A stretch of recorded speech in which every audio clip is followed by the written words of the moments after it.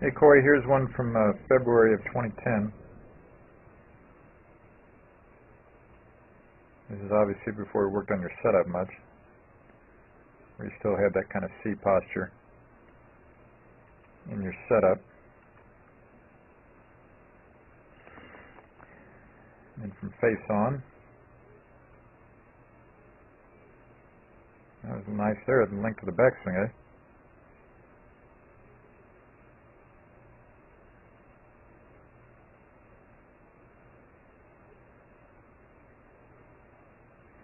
A lot of good stuff there, buddy. I thought I'd just show you one from 2010. That was February of 2010. I'll show you one from around Thanksgiving of 2010.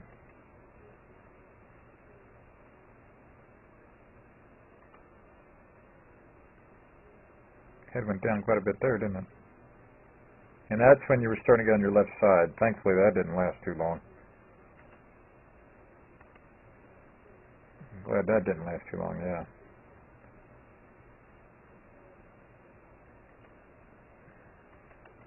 That's because that posture got better. That helped that a lot. You weren't so far ahead of it and so much on your left side too early on the downswing.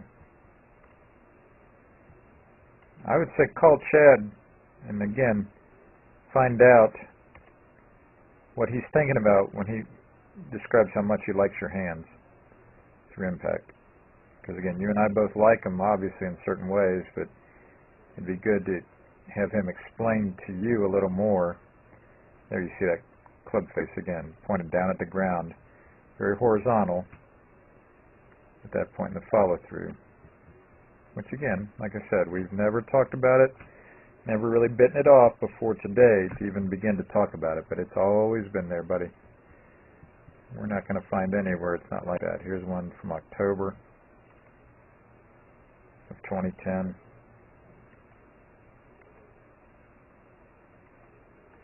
Right there, man. See how exaggerated that is. And again, it doesn't bother you or me at all. You've played a whole lot of good golf with that there, buddy. But in the long run, again, I'm convinced. You start to alter that. Look at how much play there is there. See that? That face right there, some people would call open at that point. Like I told you today, man, it's open and closed and square compared, relative to what, and at what point in the swing and all that stuff. But some people would call that a pretty open face on the downswing there.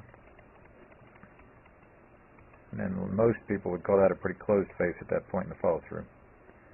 That's October of 2010, and we know how many good things you were doing right about in those times, baby, on the golf course. So a lot of good stuff going on there, Corey.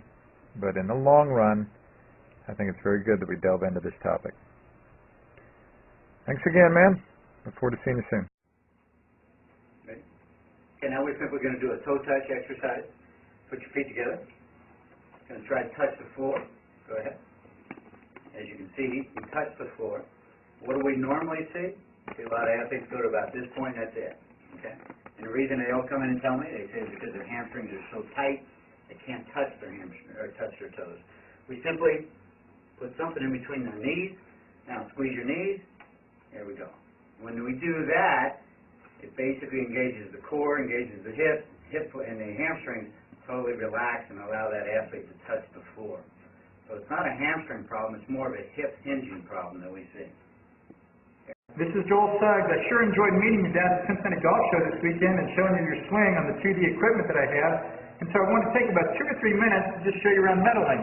This is the studio I use in the winter for all my students. You see there's the down-the-line camera angle for our 2D equipment.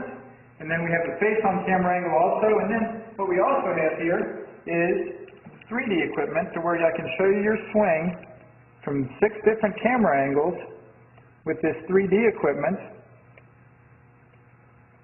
And we can get your swing from down to the 1/120th of a second in terms of exactly what your hips, shoulders, and hands are doing in the swing.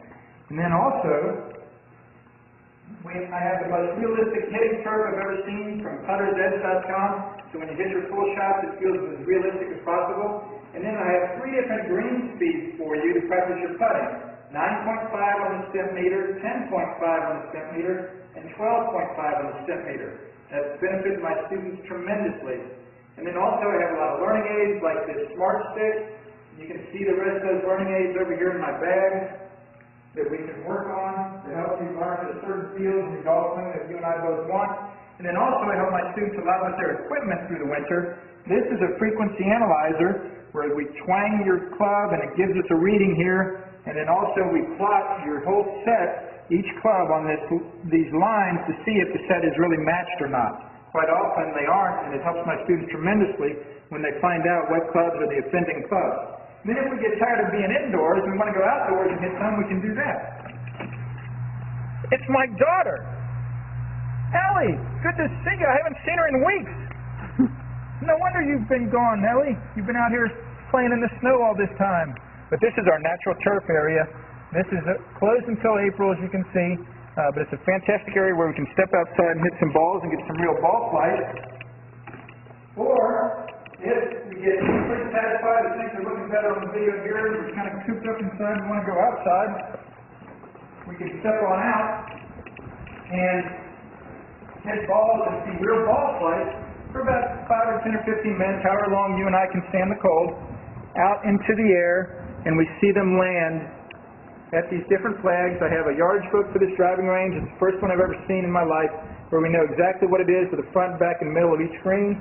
And again, the covered area here is heated, so we stay out there for about 5, 10, 15 minutes, like I said.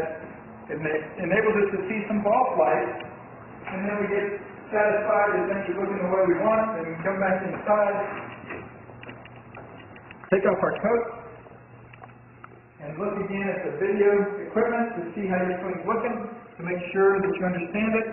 And then notice too, my exercise ball up top here, and then also, so I help my students a lot with their fitness through the winter, and then I will help you also with your sports psychology, with your golf psychology from the golfpsych.com people down in Texas. That's helped my students tremendously a lot over the years too. So again, I sure enjoyed meeting you down at the Cincinnati Golf Show this weekend. I look forward to seeing you again out here this summer at Meadowlinks, or even right now in the winter. I have a lot of people that work on their games with me right through the winter. Check out more information about the things I do to help you at joelsuggs.com. Take care.